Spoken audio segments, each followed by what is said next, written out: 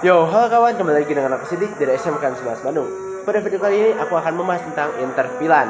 Nah, pada video sebelumnya aku sudah pernah membahas tentang yang namanya VLAN trunking. Nah, tapi dalam VLAN trunking itu dia menghadapi satu buah masalah, yaitu dia tidak bisa mengirim pesan ke perangkat yang berada di VLAN yang berbeda. Nah, jadi aku membuat video ini supaya untuk mengatasi masalah tersebut. Baiklah, tanpa berlama-lama langsung saja kita masuk ke videonya. and all time.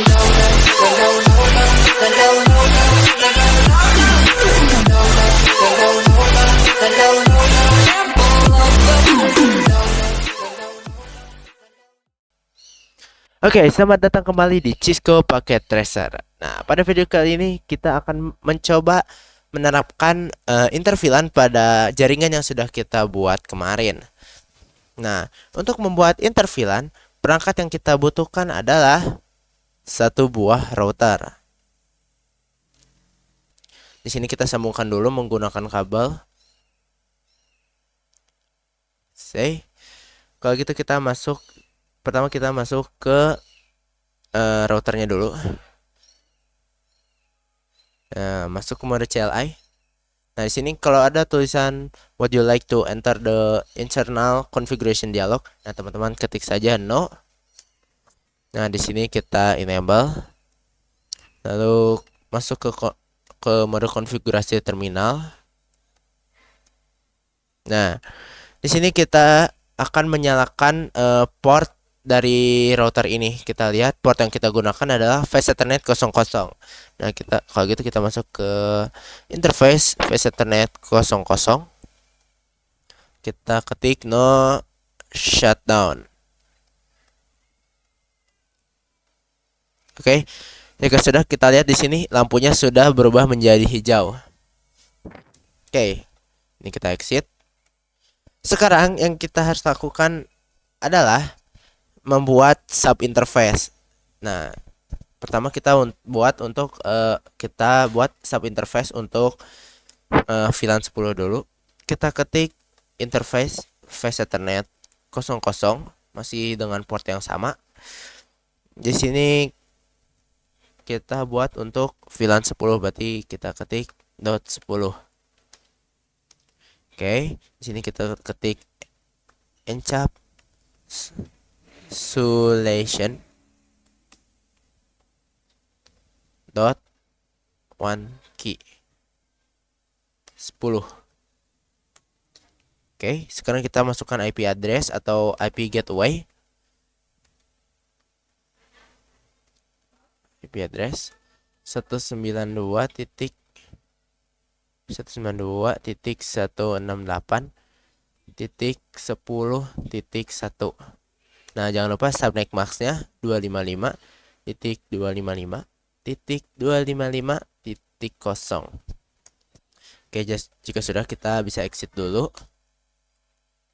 Nah, di sini kita sekarang buat sub interface untuk VLAN 20. Di sini seperti biasa kita masuk lagi ke interface Fast Ethernet 00 dengan VLAN 20. Di sini kita masukkan encapsulation.1key 20 dan IP address. Di sini kita masukkan 192.168.20.1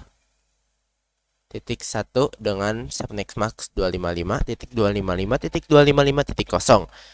Oke, untuk konfigurasi routernya sudah selesai. Sekarang kita berikan akses router untuk mengakses switch. Oke, kita pergi ke CLI. Di sini kita enable, masuk ke konfigurasi terminal. Nah, di sini kita lihat port yang terhubung langsung ke router adalah Fast Ethernet 07. Nah, di sini kita masuk interface Fast Ethernet 07. Nah, di sini kita ketik switch port mode trunk. Oke, sudah. Oke, tadi kita sudah memasang IP di router sebagai gateway. Nah, sekarang kita coba pasangkan ke komputernya. Oke, di sini kita masuk ke komputer 4 dulu. Kita masuk ke IP. Nah, di sini kita masukkan default gateway-nya untuk VLAN 10. Tadi default gateway-nya berapa? 192.168.10.1. Oke, sudah. Sekarang kita masuk ke perangkat yang ada di VLAN 20. Kita masukkan default gateway-nya. Untuk VLAN 20 kita menggunakan default gateway 192.168.20.1. Oke, sudah. Sekarang kita tes apakah apakah kedua perangkat ini bisa saling terhubung. Kita coba cek di perangkat yang belum kita pasangkan gateway. Hasilnya failed. Kalau kita refresh juga hasilnya tetap fail. Oke, sekarang kita coba ke perangkat yang sudah kita pasangkan gateway. Hasilnya failed, tapi kalau kita refresh sukses. Oke, ini menandakan kalau inter VLAN yang sudah kita buat itu berhasil dan perangkat bisa saling berbagi pesan. Oke. Tapi teman-teman mikir gak sih kalau teman-teman ganti default gateway atau pasang IP address satu-satu antar perangkat itu pasti capek ya, menguras waktu, menguras tenaga. Nah, di sini aku ingin mengajarkan kalian satu metode paling cepat untuk memasang IP address ke semua perangkat dengan otomatis. Nah, metode ini disebut dengan DHCP. Apa itu DHCP? Nah, jadi DHCP atau Dynamic Host Configuration Protocol adalah protokol yang digunakan untuk memberikan alamat IP secara otomatis ke perangkat di jaringan seperti PC, laptop, printer, dan sebagainya, sehingga tidak perlu dikonfigurasi IP secara manual. Nah, kenapa kita harus menggunakan DHCP? Tanpa DHCP, kita harus atur IP, subnet, gateway, hingga DNS satu persatu di setiap device. Nah, dengan DHCP, semua konfigurasi IP diberikan otomatis oleh server DHCP. Oke, sekarang kita akan mempraktekkan metode DHCP. Seperti biasa, kita masuk lagi ke router. Oke, di sini kita ketik IP DHCP. IP DHCP pool. Oke, di sini kita kasih nama untuk DHCP ini. Karena kita mempunyai dua VLAN, jadi kita akan bagi DHCP ini menjadi dua. Nah, ini untuk VLAN 10 kita beri nama VLAN 10. Oke. Kita masukkan network, yaitu kita ketik IP-nya 192.168.10.0. Nah, dengan supply max 255.255.255.0. Nah, untuk seluruh network itu pasti diawali dengan 0 ya. Teman-teman ingat saja. Nah, di sini kita masukkan kita ketik default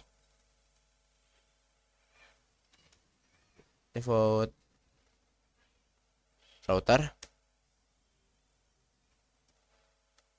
Nah, di sini kita masukkan default router. Nah, lalu kita ketik 192.168.10.1.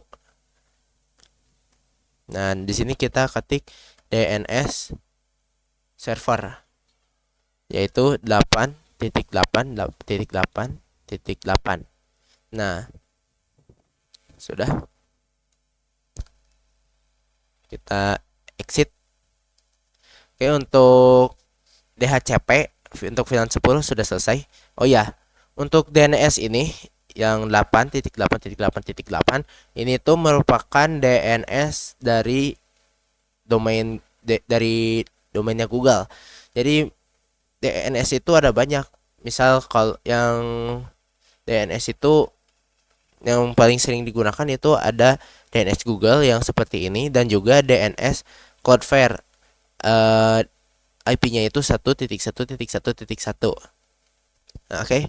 Sekarang kita akan buat DHCP untuk VLAN 20. Di sini kita ketik lagi IP DHCP pool. Kita beri nama VLAN 20. Jangan usah pakai spasi. Oke, seperti biasa kita masukkan network lagi. Networknya kita masukkan 192.168.20.1. Network ya. Berarti kita mulai dari 0.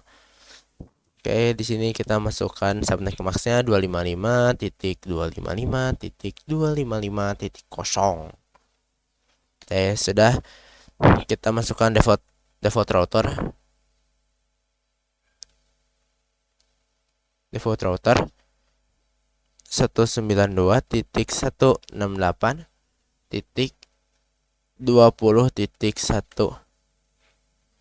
Oke.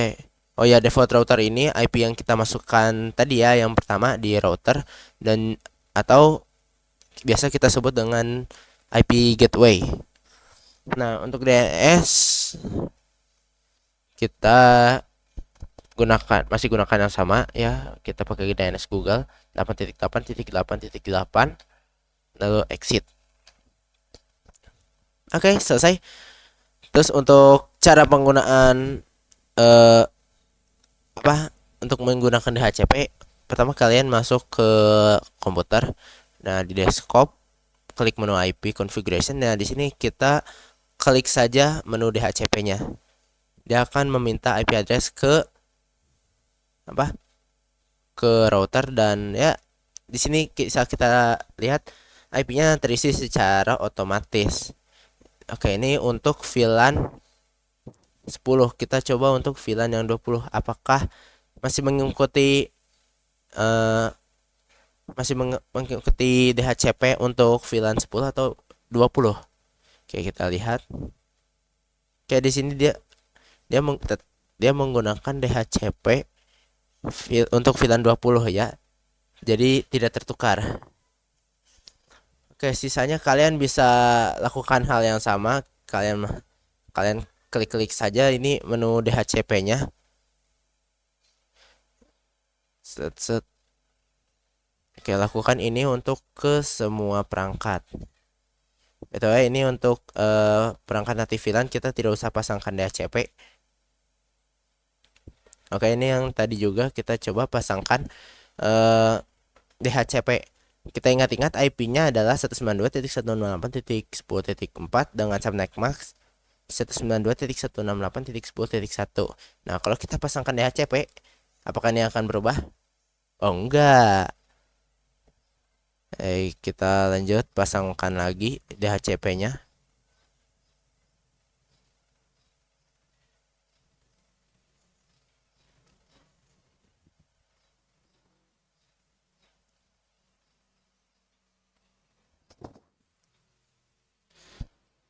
Oke, semua perangkat sudah dipasangkan DHCP. Oke, sekarang aku pengen tes lagi apa aku masih bisa mengirim pesan antar VLAN.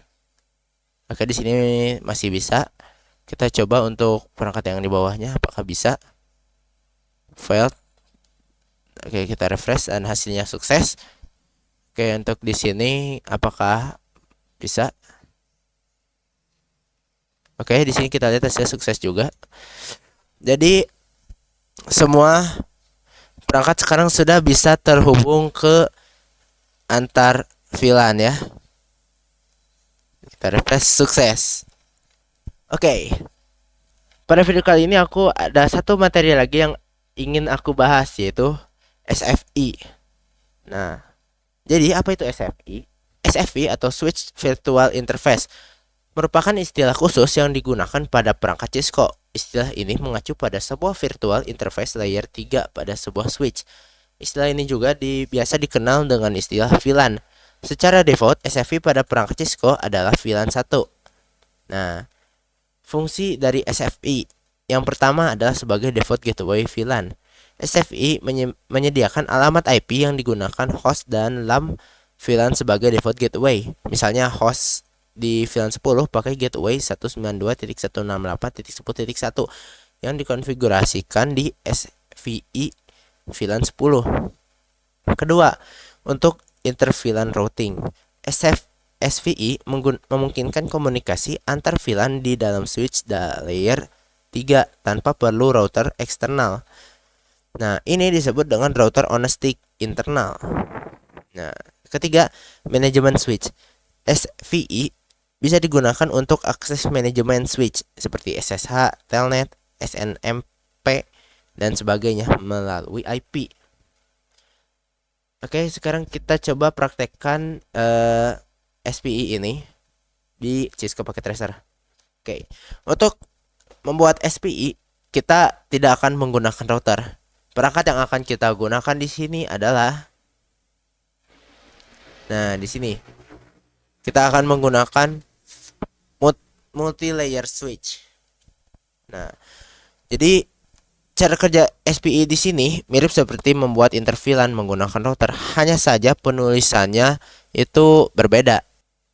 Di sini kita siapkan juga mungkin dua komputer.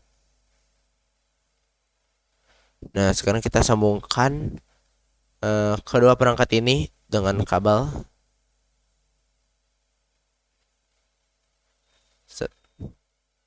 Oke. Sekarang kita mulai konfigurasinya. Bentar, sebelum itu kita juga pasangkan ini ke switch lainnya. Oke. Sekarang kita masuk ke konfigurasinya. Di sini kita masuk ke mode CLI. Kita enable dulu. Nah, kita masuk ke konfigurasi terminal. Nah, di sini kita ketik IP 192.168.10.1.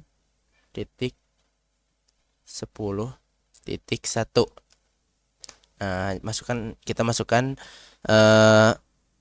subnet max-nya 255. Tuh. 255.255.255.0. Oh, aku lupa tambahin IP address-nya. Oke. Loh. Oh ya, maaf. Habis kita konfigurasi terminal, kita ketik interface VLAN 10. Nah, di sini baru kita masukkan IP address. Jika sudah, kita ketik no shutdown.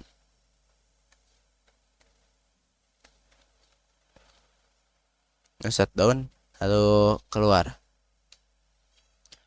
Oke, sekarang kita buat untuk kita akan buat untuk VLAN 20. Caranya masih sama seperti yang tadi. Kita ketik interface VLAN 20. Oke, di sini kita masukkan IP-nya 192.168.20.1 dengan subnet max-nya 255.255.255.0. lalu no shutdown, exit. Oke, jadi konfigurasi SPI di sini itu sama seperti kita membuat sub interface di router. Ya. Hanya saja cara penulisannya di sini itu berbeda ya. Kalau tadi di router kita menggunakan prompt encapsulation, nah di sini kita menggunakan interface VLAN 20. Oke. Terima kasih buat teman-teman yang sudah menyimak videoku dari awal hingga akhir. Semoga video ini bermanfaat dan sampai jumpa di video berikutnya. Dadah.